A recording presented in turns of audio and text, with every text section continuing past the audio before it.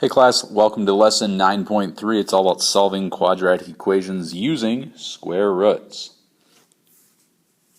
Our warm-up today is on Canvas. Please make sure you go and figure out what the error was and correct it on Canvas, so you can just type it out and say what it is there. They've graphed this, but clearly they did something wrong within here.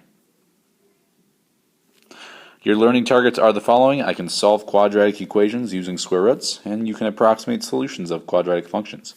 Make sure you write down both of these with underneath the title of our notes today in your notes. All right, some key notes here, some things to talk about as we go through this. So when we're solving quadratic equations using square roots, we are simply trying to get x by itself when it starts in ax squared plus c equals 0 form. So if there's a bx in it, we can't use it, but if it's just ax squared plus c equals 0, then we can definitely use it. The first thing we're going to do is we're going to isolate the x squared, so it's going to become x squared equals a number.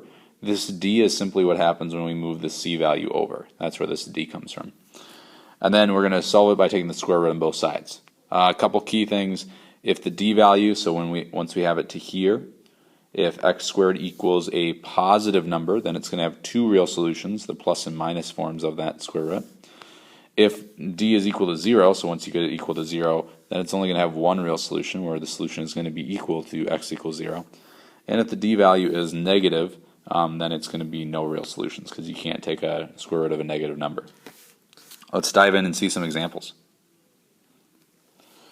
So here are a number of examples. We're just going to talk through each one. So our first one on the way left, we have 3x squared minus 27 equals 0. So we want to rewrite this as 3x squared equals 27. We notice it's positive, so there's going to be two real answers. We divide both sides by 3. We're going to get x squared equals 9. And now we're going to take the square root on both sides. So here we're going to have x equals the plus or minus 3. Because we could do the square root of 9 is positive 3, and the square root of 9 is also negative 3. For our second one, we add 10 to both sides to get rid of the minus 10 on the left side. This leaves us with x squared equals 0.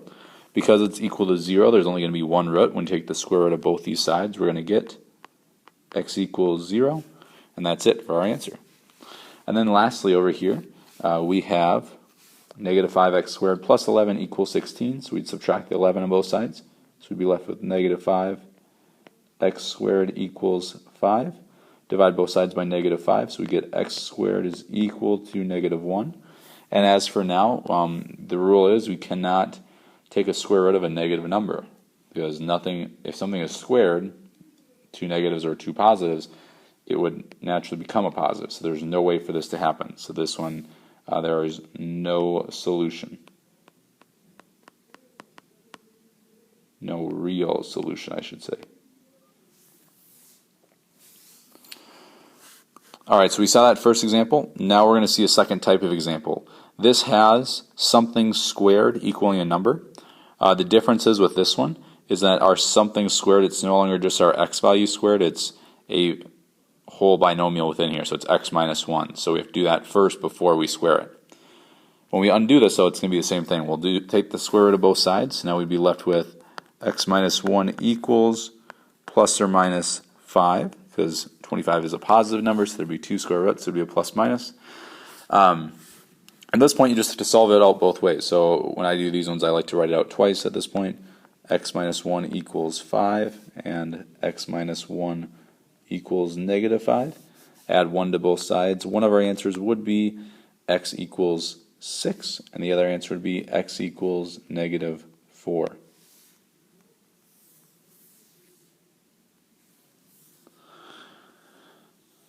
Alright, sometimes, again, we're not going to get exact values, so you're going to need to take approximations and run it through calculators to figure out what it would actually be. So as we are looking at this one,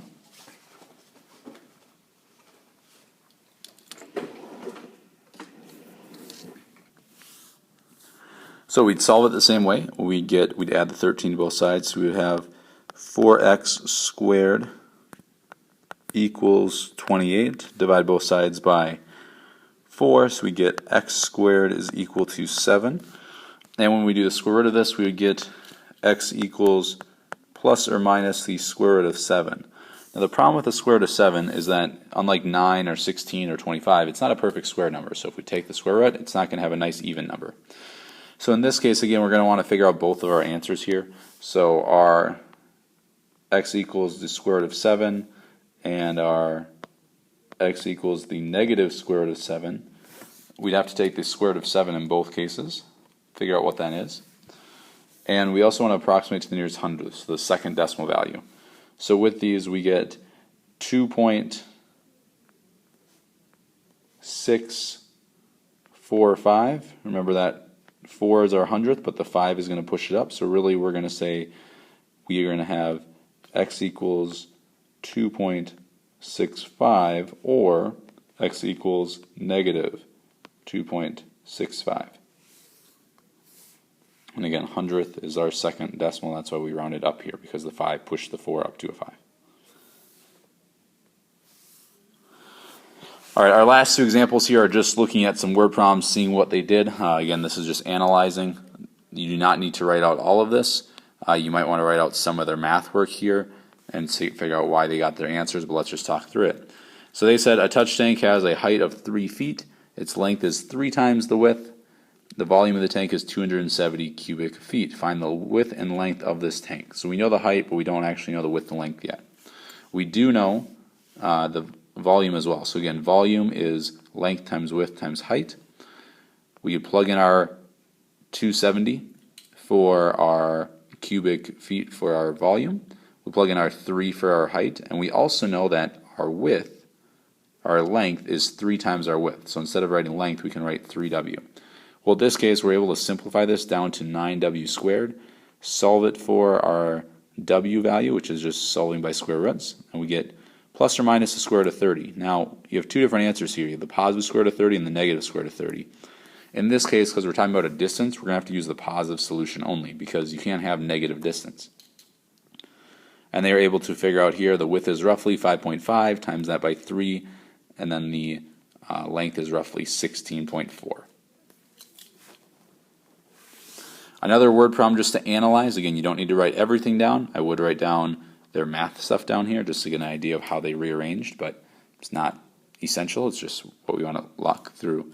So this one says the area of an equilateral triangle, equilateral being same sides and same 3 angles, is given with side length s is given by this formula. So we have the square root of 3 over 4 times s squared. That gives us the area of this triangle. Solve the formula for s. So now we're just trying to rearrange this so it's s equals. Once we get it down to s equals, so the first thing we do is we times it up by 4, so we have 4a, divide it by the square root of 3, and then we're left with the s squared, so we take the square root on both sides in this case. Again, we're taking the positive roots only because distance has to be positive.